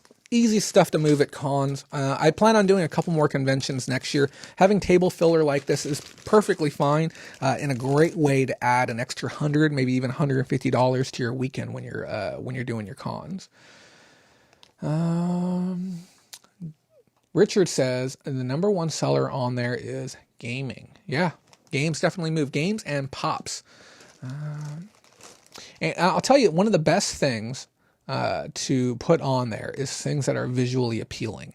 So if you're scrolling through and you have a really good picture on Mercari, you're going to have much more luck than even if you have a great item with a crappy picture. So try and keep everything looking good. And I am far from an expert. I appreciate that, Mindy. I am far from an expert on Mercari, and I'm still learning.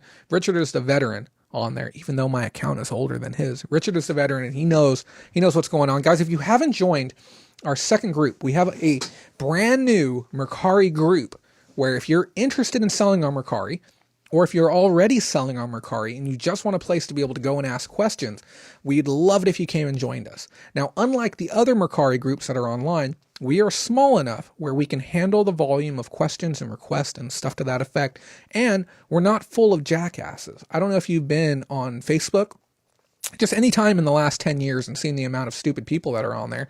We don't tolerate that at all in any way, shape, or form. So when we see dumb stuff online, we just kind of kick it to the side. Lee James, you absolute mad lad, coming in with a $57 super chat, says, see you on the 24th. You have got a date, my friend. I will see you on the 24th. Let's give him a little round of applause. Let's get some round of applause emojis for the absolute mad lad savage Lee James. Thank you so much for that, buddy. Your longtime support has been always appreciated. And I'm going to tell you what, I'm going to go ahead and say this right now.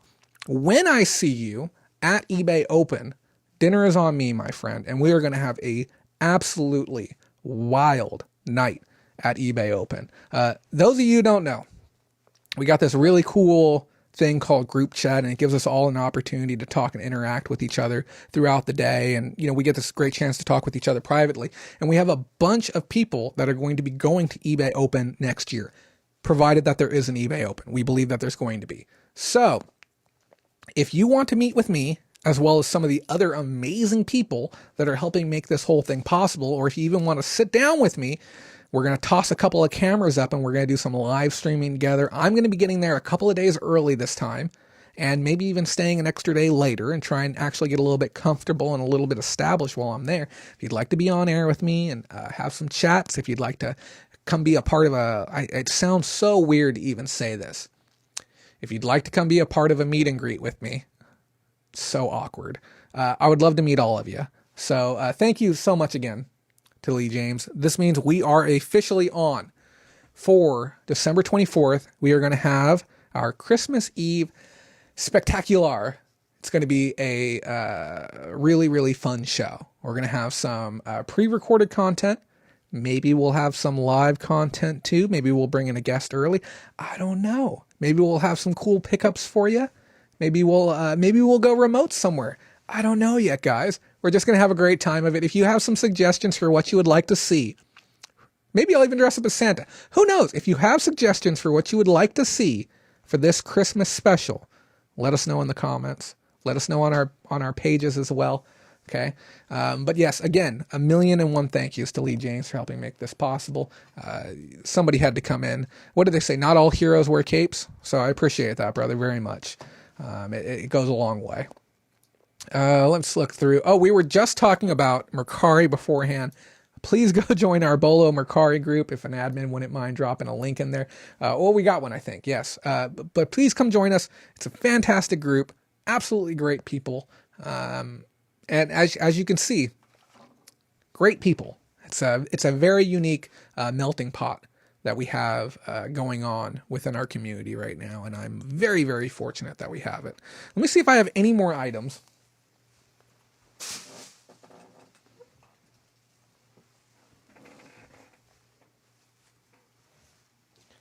That is everything, guys. I've looked front and back. Boy, oh boy, has this been a fantastic evening tonight. Just an interesting one. An elf. Oh my God, you guys are horrible.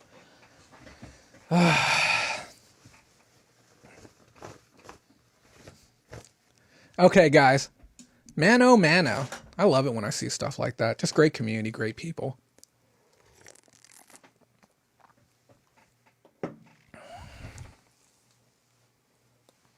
So earlier we talked, last week we talked about how you only have control over how you say the things that you want to say. You have very little to no control about how people perceive the words that you do say. We talked about the fine line between confidence and cockiness, and how reality and perception, how they play into each other, and how you can do your best to be the best version of you, but society is the one who's going to determine how they choose to view you as a person. This week, as always, kind of playing on some of the stuff that we were talking about earlier, I wanted to talk with you about the importance of taking a break.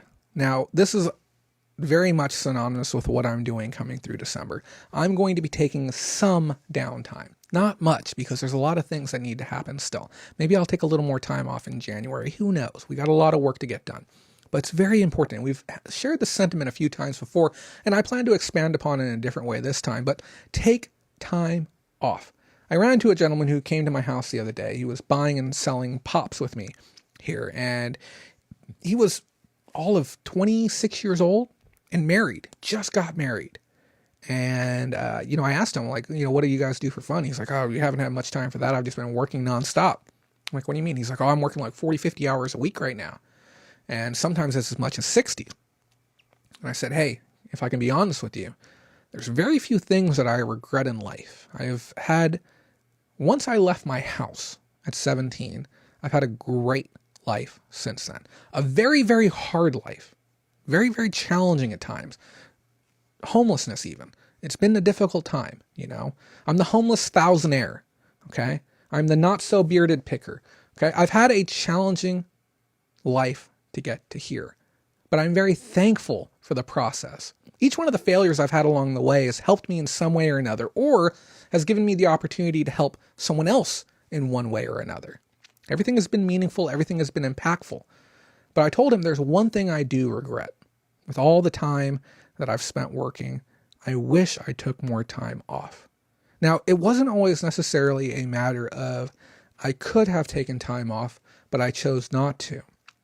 I wish I had worked harder and in a smarter way, and frankly, with people, to be able to lessen the load on myself and be able to take more time off. I made a lot of bad business decisions along the way.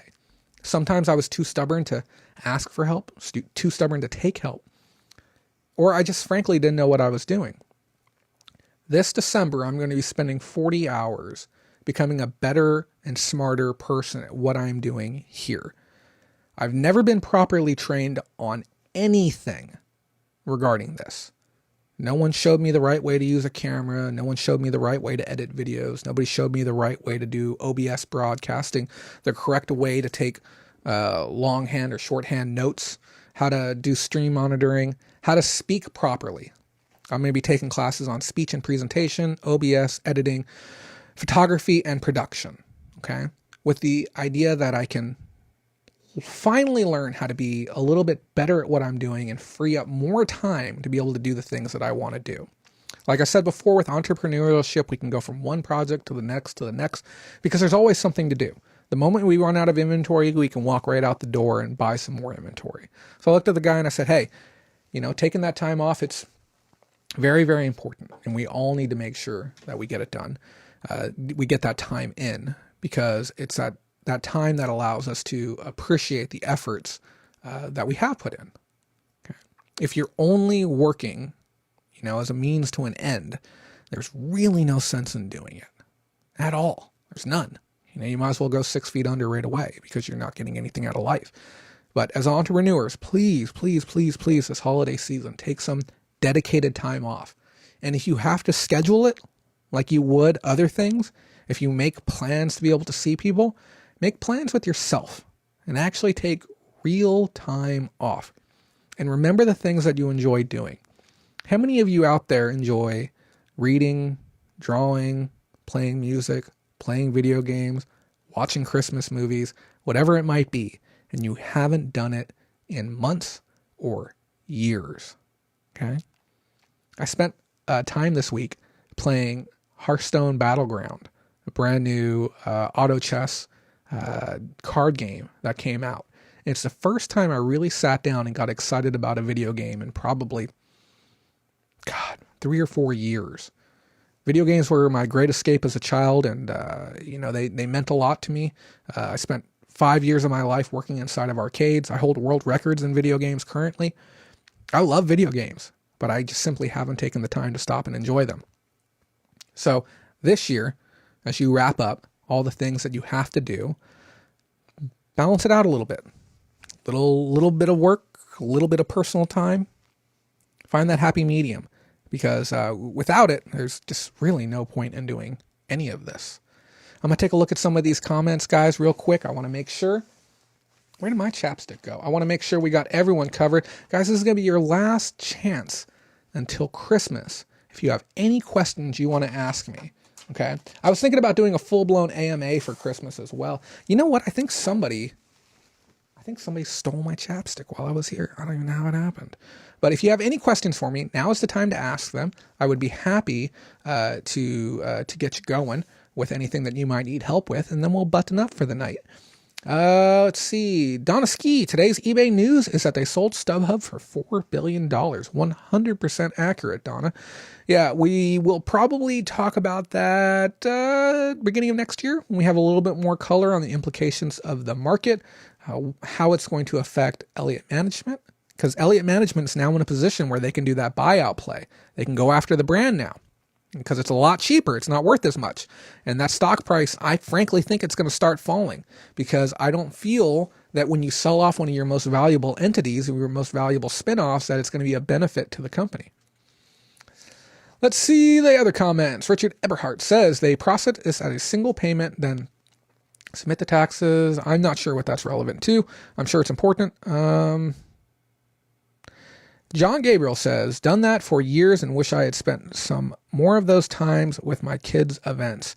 Now I found a career that will pay my family back tenfold and all the time I missed. I can't wait to get it going. Yes, you really can. And that's frankly why I was just giddy earlier today. I was just driving around in the passenger seat and I was just smiling and happy because I consider myself very fortunate. Just that I can make even $1 doing this.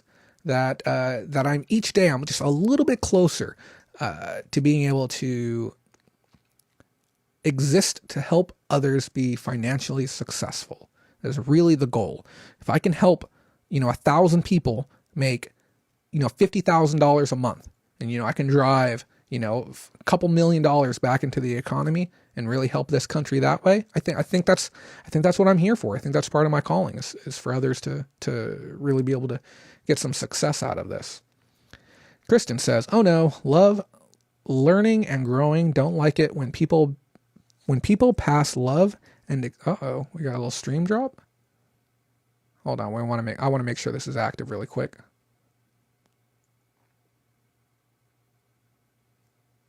I'm just moving. I just want to make sure we're working. Okay, we had a little bit of interruption right there.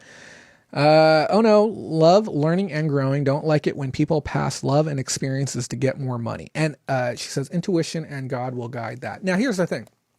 Sometimes you have to. But sometimes we tell ourselves we have to. I've been in situations which, frankly, I don't really feel good about. But in the moment, it felt like the right thing to do. And I was very money motivated previously. I used to have a job where, if a big client wanted to come through, a big client would spend $700 to $1,000 at one time with me. And I've had situations where I've sat down at a restaurant to have dinner with a girlfriend, and I get a phone call from one of those clients who wants to come in and do some business with me. And I told her, I'm like, hey, we got to go back home. We got to take care of this client, then we can come back and do this again. And, leave $20 on the table for drinks and the appetizer and simply walk away, go work for an hour or two, and then come right back to the restaurant again. And in hindsight, it was really foolish because, the money that we make, we trade it for experiences, whether it's the experience of having our electric bill on or the experience of going places or creating memories with other people. We're trading our dollars for memories or dollars for experiences in some way or another. I understand the allure of making an extra $1,000. And frankly, that's part of why we stepped away from a majority, or pretty much all of our affiliate partnership deals. Now, there was other reasons. And maybe we can get to this on Christmas if anyone wants to ask. There's other reasons why we dropped certain brands, but it just wasn't really worth it to me anymore. I wanted to make sure that, I was doing it for the right reasons, and the money just frankly wasn't worth it at that point. Okay, we're back on, and thank you for that, Mr. Exquisite. John Gabriel says, thank you, and I appreciate every minute you give to help me as well. You're welcome, buddy. Yeah, and if you haven't reached out to us yet, if you haven't looked into our Patreon program, I strongly recommend it. And this is a thought that I want to leave everyone on. Let me see if I can find my darn chapstick real quick. I don't know if you've ever tried to present with really chapped lips. It's literally the worst experience in the world. Oh, sweet Jesus. There we go. I feel like a whole new man. I have to stress this again, guys. We're coming into the end of Q4. If you do not have a mentor, please get plugged in with somebody who knows what they're doing. I received a call from somebody the other day who was looking to do Amazon, and he didn't know anything at all. He only knew that people are successful doing Amazon, and he knows of a thing called FBA. And he didn't know what the acronym was, but he was already prepared to spend money with Alibaba on a product he felt was going to do good. And he talked with his wife. And I don't know how he got his wife's permission to do this, but they're ready to move forward with their FBA business and they don't even know what FBA means. Okay. Please don't be that person. 2020, guys, if you don't have a mentor, make sure you get yourself one. Get plugged in with somebody that you can pick up the phone and call when you need help. Now, I don't care which person it is, whether it's me or somebody else. I have to stress that enough. I'm going to wrap up tonight by talking about our Patreon program. As always, if you want to be a part of a really special community, visit our Patreon, patreon.com/Bolo RAMA. You can get plugged in with some great people. You can get one-on-one chat with a bunch. I think somewhere in the area of about 40 people now are patrons within our community. You can get plugged in. You can talk with them about everything. Picking, sourcing, RAOA, family, pets. Somebody put up a picture of an alpaca staring through their back window. It was the funniest thing I've seen in a long time. Guys, check it out. Be a part of the program. This has been the Reseller Roundup for November 26, 2019, our reshoot. Before we go, I want to give a big thank you again to all of our admins who helped make this possible. Pam, Mindy, Richard, and Brandy. And I also want to give a big thank you to all of those who chose to throw us a few bucks tonight. Hold on. I want to bring it up, make sure I say thank you to everyone. I don't want to miss anyone on this one because there were so many people who were so generous this evening. I want to give a direct and personal thank you to Lake Tahoe Jim, Kristen Springer, and the one and only Lee James, as well as Fat Girl Sewing. If I missed any of you, I apologize. I think that's everyone.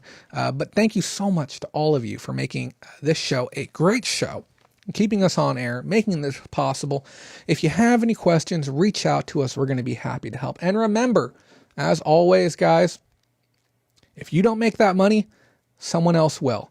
And trust me when I say it this time, I'm training a whole crew of people to go make that money that you don't want to make. See you guys on Christmas Eve. Have a great night.